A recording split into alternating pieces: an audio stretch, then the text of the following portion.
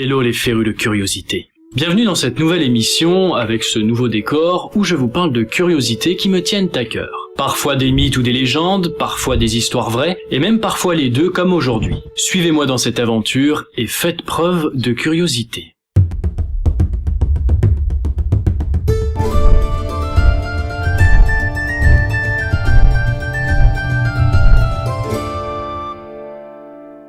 Je vous parle d'un lac aujourd'hui situé en Écosse, bien connu pour ses mythes et ses légendes et tout simplement pour ses propriétés en tant que lac. Je vais vous parler du Loch Ness.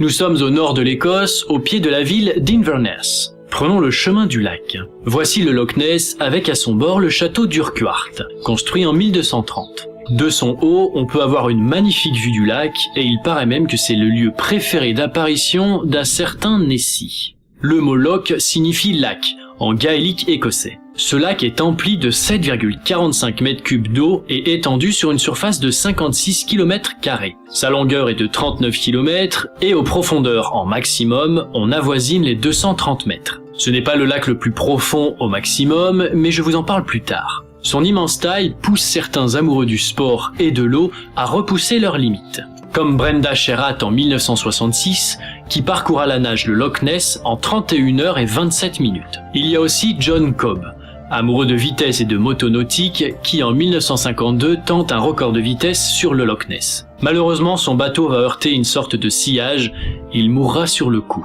Naviguer sur le loch, ça c'est possible, d'ailleurs tous les bateaux touristiques sont équipés d'un sonar afin de localiser un animal bien particulier dont je vous parle ensuite. Le Loch Ness peut être magnifique par beau temps, mais selon le témoignage d'un ami qui en 2000 a eu l'occasion de naviguer sur ce lac, on peut se retrouver dans des situations un petit peu particulières. Il s'avère qu'il ne faisait pas très beau ce jour-là et qu'il y avait de la brume sur le lac. Imaginez-vous donc sur un lac dont l'eau est glaciale, environ 6 degrés, et noire à cause de la tourbe en dessous qui sont des matières organiques mortes et dont seul le sillage du bateau fait remuer son eau.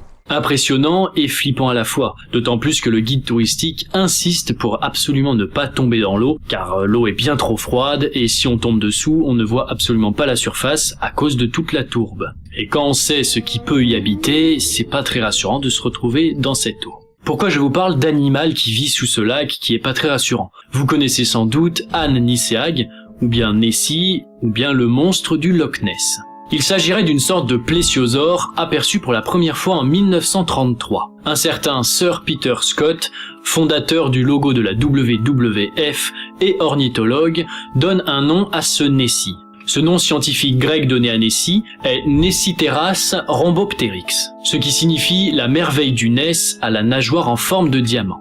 Mais ce n'est pas l'avis de tous, et encore moins pour la personne qui s'est amusée à mélanger ces lettres. Et oui, il s'avère que si on fait l'anagramme de ce mot grec, on obtient Monster Hoax by Sir Peter S. Si on traduit en français, cela signifie un canular par Sir Peter S. Alors, est-ce un requin du Groenland, un triton à long cou, ou tout simplement un esturgeon, que sais-je, ou bien un monstre? Beaucoup de noms sur cette bête, surtout Nessie, et surtout beaucoup de silhouettes qui s'expliquent scientifiquement par des solitons, qui sont des sortes d'ondes sur l'eau qui permettent de créer une sorte de forme de serpent. Je vous montre une vidéo tout à l'heure. En tout cas, en ce qui concerne les théories, je laisse cela à mon ami Didi Chandouidoui qui a fait une vidéo très intéressante sur les diverses théories du Loch Ness. Le Loch Ness et ses chiffres font de lui le lac le plus profond d'Écosse, en moyenne, car niveau profondeur maximale, il est battu par un autre lac du nom de Loch Morar. Et il s'avère que ce lac a lui aussi son propre monstre.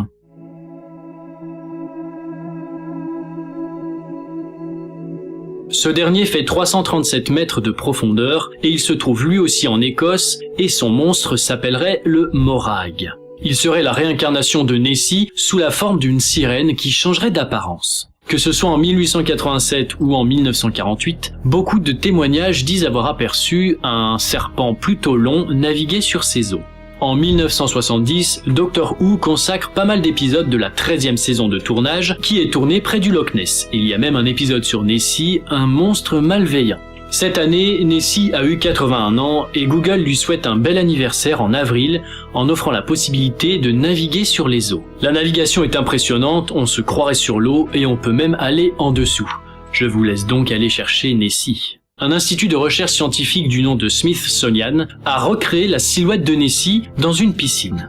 Tout simplement en créant des ondes sous l'eau qui s'appellent des solitons comme je vous l'ai dit, ce qui permet, comme vous le voyez, d'avoir des formes qui ressemblent étrangement aux diverses silhouettes du monstre. Il existe aussi le bureau d'investigation du Loch Ness, et c'est plutôt officiel. Sur leur site, vous avez la capacité de voir une webcam qui pour l'instant n'a pas l'air de fonctionner en direct du Loch Ness, et vous pouvez même remplir un formulaire en répondant à plusieurs questions si vous avez vu l'apparition du monstre du Loch Ness. Je ne suis pas très fan des mythes et des légendes, mais je trouve ça bien plus fascinant de croire en ces légendes plutôt que de chercher à les rationaliser. Et comme disait Baudelaire, je trouve inutile et fastidieux de représenter ce qui est, parce que rien de ce qui est ne me satisfait. La nature est laide et je préfère les monstres de ma fantaisie à la trivialité positive. Merci à tous d'avoir suivi cet épisode, n'hésitez pas à me donner vos avis dans les commentaires, on se retrouve la prochaine fois et d'ici là, faites preuve de curiosité.